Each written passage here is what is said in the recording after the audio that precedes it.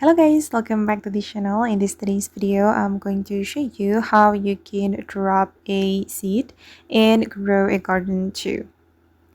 Okay, let's get into it guys. There is a drop feature in grow a garden too, and with this feature you will be able to drop your items in your inventory, but before it you need to hold the item that you want to drop. Okay, for example, I'm going to drop my seed. So I'm going to hold this bamboo seed and then we can click on this icon like this.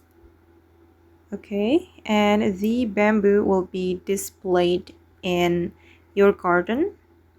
Okay, and then you can pick it up if you want to take it. Okay, I'm going to pick it up. Not only seed guys, but also any other items in your inventory. You can drop fruit, drop seed, and pet. I'm going to drop my grape. Oh, that's so big.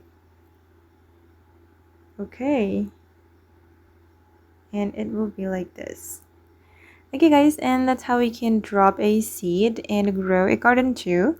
I hope this video will be useful for you. Thank you so much for watching, and bye.